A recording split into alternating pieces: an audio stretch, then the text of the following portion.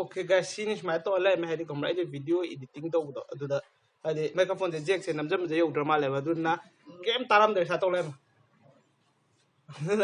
hadi muk na video je haplai na hadi kamra ai na ngarang thak lak traffic ki video da adi mama chi video jan thak lak la adu you make yo bu sem ne sem tam de sem le le ga do editing to ram dai da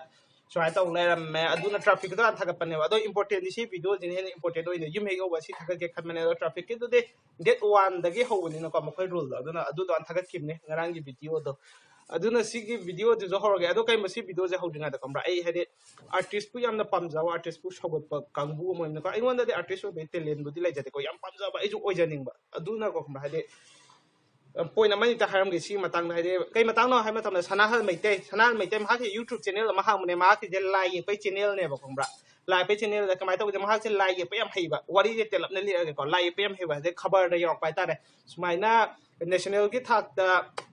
lai pe competition ama tong ni khot kan ni hai ma to ma hak se khabar da chong ne ko yori ja do ma se participate to ga do ma se first star kan da khabar da pas maina delhi da la ga achaw wasang sing no uktana khota to ga mana ma thu ma su certificate ke pi ni haraga aduga kuina laira matung da side da phone to ro ko raga manipur gi mafam ma office macha ma kachin na ma da media ke kem yaw da bida kana su yaw da bida nupa ma thukla aga se sinagi certificate ne na piraga certificate to sil nung fu da ba ade shoi do zo copy paste to man ba de computer na to ga adugumba man ba aduga mo case tu amta lakta da case tu yam tin ade state level ka natte ko ade national level ne ba to aduda lupa lising manga lakani adu zo haji ko ko de case to yor ka no na pau har ke hadi yam tina hadi miui bagi telle miui bagi hijari ba khotli ba do adu yam tina karim na bi mo yam tina sana bi mo yun bi mo da to do yam tina no ate si jaina pa haida hajam na te ko with proof loina yaw ne certificate adu de hai gi ba khabar adu de mai pa e first start ba khabar nung ke loina utpane do ma ki video do ai gi link description da hapang de ai gi channel ji da matek te hap ke de khan ba adu ta zo mahaki permission do low do matam do fang dra bai tare aduna mahaki permission yaw na mi amagi content be to low do ai nu ngai tam ni na aduna hap tam do changa yem bio si yam ti nu ngai ti adu si nu ngai ti adu si dai na haning jo kem di ato pakki su de haning de adu si de pukning handa ba to ngai de ta certificate kumba prize kuma fang da tas go nangon de lai ba talent di ko mang ba ro kana gum ne nang certificate amasung nang gi prize to kuran gi ba lok thoki bo ora ga zo kumra makoi da de adu amatang ne fang du ja adu na loi makha ta na fang nang na sa du da loina yaw ja lai ram ne prize nung kari adu na kai mai video je sanahal meitei ni yang bi boi ta de pukning chontha ba to no han ta to no he na mai pak ngam changnan je hai bi ko mai bu kai dong nung da fi na kupa ga tham ngam moi bai de ha je fi na kup chala thami ni na mai acha ko mai do adu do hayeng komra fi du ko pun ni yaw na ko mai do chaklak pa matam do ko adu do tholok pa mai ri du de kara na su kan ngam moi la lai mi na su urak te ni akoi de thi mi di si de lai re ne ya na ko loi la do ne puk ni son tharo je de loi na ma tele lai ba la ra ba khoi na khoi loi na puk ni son tharo je de ho na ba kan je khoi na hai jari ba khochari ba chung ju bu adu nga khat laga yo khat laga tham na ho na je de aji loi khangnari do mai de train dali da isai sa ma do haji ti kari oi gare kari au gare kamai taw gare ha do na mioi be kai da na ba thabak taw si mioi be da la loi se de ta de sungoi soi da na khoi gi oi bu su matam lak khini adu ga ai gi wari topic da la ge di subscriber sing na ingon da khudo pot priyak pane thamoi gi oi ba kamai de gift kara pi priyak pane sumaina gift pi priyak ti se da poche kai no ko pana da hang to ra ga de ai ji ti video na mi yum na te ba dun na ngaranggi song thok to video ge adu ge unboxing da adu do ina tak tak ula ge ka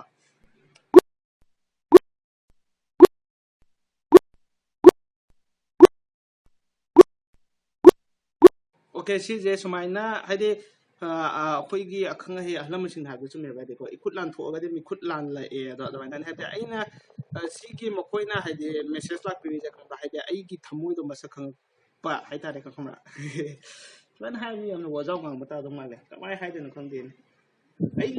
can't find the conde high height can and had it. Ama aina hamba pemela pagita give away people to hide the Matin Krapang, the Satin Krayan, but ima Mama Hoy kaka hoi abu hoi singda adugi video da yeng matung na gomra ingon da mayam am lai ko smile to de phai ko le ai ju puning thogale khot le da na de hade thamoi pukchel chaw bu je shut le ba koi manipur ji da haidu adu mahak che hade apa thabuk to hek to thok ko kai de ne ba ek pok tak chamne mi na kai hana kan show off to we adu to we da to we dan ha kan khalla wa khal ji da ko break pha ba ma system lai ne ba adu do kem khan bi ro don show off to wai mayam mamang da mi mayam ha je janu camera mamang da kadang apa ba sai camera mamang da camera mamang da khudol piraga camera muthla kan da kem to mun kholo na adu ngang da janu kisu kai de adu so pudi ngone hai de kom hai de Facebook da kai da YouTube da kai da de mi oi ba na mateng pang bi photo do share to bi mu khut to ko kom hai de ai ju si photo je ai gi oina thagat ke ai gi oina thagat pangam na khot na ke na adana khallaga admai no to bi de mating je kom ra mating pang mo da ko achobo ma sa hai lai te ko thamoi sing mating pang khudimok loina chaw bane sigi khudol bi re ja atai kana su na te aham bagi khudol si khudol jina kano na da rishi na pya pane rishi ja ai video do shoot the au na de ma kai ge hana khangna bi na te ko du ta ju YouTube channel ja hang mati khangna pa ma na dili da je thabak ma sam to lai ne yam na di chaw wi da ado ma na ma sa hai adu na ma sa hai ko da thabak ma sam to lai pa ma gi YouTube channel jo hang mane ba adu na ma ki de video clip kai lo wi at di ma ki manau sing tholok pa da poche pirak pane pirak pa du da dili ma ji dili da lem dina adu na ai ma ga ge jo ko wakhal ya mana boy ba aduna wakal ya mana bo ni na ma su na manipula kan da vlog semina na ba plan ka na tawri ko ade semina na na ni ngam de ba aina channel la hang ba aina ai kia da subscriber yo ko da game ha kai de dum po na la ne adu ka ai video na ma da zo do mi yo ne hai de laiba ki issue ke la po ma video clip mate ha pa da adu da ma adu mi yo ne ba adu ga mate yam pang re da ai from da de ai sel no zo mate pang ya thanga wona zo pakal wona zo lok si wona zo mate phajana pang bi adu aduna video yawlem ne ko ma ke video clip to mati amatang log thora aga hapa aga hade ma se kana no kai no ma sa to khori no ne do ma ke channel ke link du description ha pang ko do dare se copyright content ne pira de ko restaurant ne basiki flight che flight ki manung da restaurant ne support ta mu ke ka lai bhai ta ko do si manung da changa ne adu ga ticket su yaw adu ise mi amagi ticket 200 ado aina si da haning je ko mra de keno ne sumaina ina pot laita ba khota ba sum gut le so off to je kam ra de ko kana gum ne khalam dong wala mi oi je yeng be angle je mana de na adun ha de keno to ra ga de yamna laita ba sara ga mingon da gi low na ba khota ba yam to we gif ke yam pa me na admaina de khandi ga no ha de ein ha je kam ra de akhang ai sing ha de na ko ma ha de upai laita ba pochina ano wa pu thok pa gi achoba maigai amane hana haide necessity is the mother of invention haina daina hainai dana kamra aduna adugi thim da tawne haide aina pot amado asigi tripod cha ingonda lai tramnina asiga manaw puthu ga bidam ta aina ano posa puthu kram ne haide si je ade kana go me soguma tripod lai bangam jada wa aduga mayum na swaina pai mate mata ta lai wa kambu ide si adu mati foraga ai gi je video je ngaga miyon manga tara jadi compulsory thunga hapaga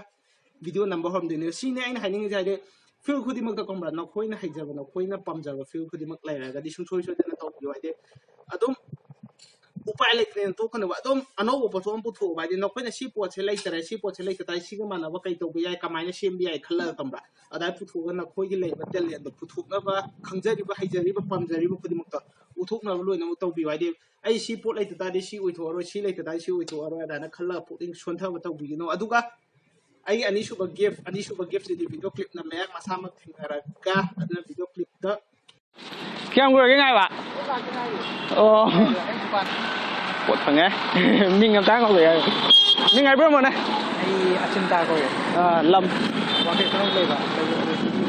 okay semua support to jam nung ay makata dun support to ko adum choi ba ngam yaw ko da dum suggest ro thank you so much sumaina mayam na support to birak pa ai sumaina aibu thamui ko ba minung sipre pa ai sumaina khudul ke phangda sumaina minung sipre pa adu dagi WhatsApp te message mayam thare Instagram na message mayam thare ko adu da sum khoi ba thamui ko ba wa hoi wa tai de mama hoi ne ya pam ni bi e pa hoi ne ya pam ni bi sumaina ahalla sing na ya pam na yem bi ba ye video je kam ki su khangja da ba yem na nga ho je adu gumada yam tina nungai yam tina harawe thamoi da pelle hari mayang wi support tu gi matung in ne okay adu ga 40k subscribers yo ram ne thank you so much I did phone dei sumaina kem lai te bi ko video technique namaga 40k ga yo pa je si yam ti harawe sin khoi mayang wi support ne adu ga amuka zo gift pirak ta lo na pulang pun na ay thamoy dagi thank you thamoy dagi thamoy ni nga hain ka aduk matik thaga ba pukje do tharai si ne mai pa ai haina khanje ai YouTube channel ha mai sumaina ai na pam jai sumaina mi na mioi bagi thamoy noi gi thamoy de ko ai oi ba mafam macha ama leibu do haide hai wai ai na lai ki draba khut ki draba hai wai malen de thado chakhi matam na kongbra ningsing ho go do sumaina mioi ama le me sumaina to biram mane sumai to ramane si aduguma thamoy de space macha aduguma amam tang ne pamjal de ya te kem pamjal do macha khara khadi phangne na khalle aduga kai umba kongbra ai subscriber je kya thoina ni dan deba do 100 ai khatang ni je hade kongbra 50k subscriber je khara thuna yo honinge kai ma ngi honingi no hai matam na kongbra de ai na hade phone dagi kamaina video namgani adude ai kamaina edit tawgani adude phone de video nambada kai kai setting da changani kai kai awa ba thingnai kamaina line namgani aduga vlog ama sema tamna kyam wai kamaina tawni everything vlog ki matang ni aina live feel ji ki matang di da kongbra achida aina khajaba a to z koina knowledge to pigena khale ai 20k subscriber da Europe da video gi sangum knowledge pi ba hormam ne ba hormam ga zo aduga aina to khri je kai marungina ha matam haters comment ni zo achum yang ngam mo ya aseng yang ngang hade kai haina da na sagi subscriber ro hana yamna bu khano adu matung mingun da ta waina ado mahang haina yam ti chumme ba ai subscriber samna da lawai tang ba ina sam phanu si da gi bola labu kana na lai bi impossible aduna kai ma 50k subscriber ge da half century di yei re dana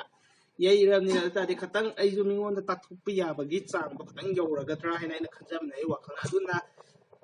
yai ma kai video ja like share amasung subscribe to biyo ai dal ja ham bu u boina si da hai siam haina de sungai hai dram ni na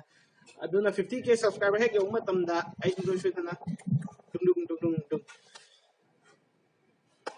lur ma le hai ga da wa ngarang di phata na di ngang gi na ta do thata to le me do pai lai te aduna ngasi ni matang si video solution ja ke bye bye SANAHAL Kangleipak na yai fo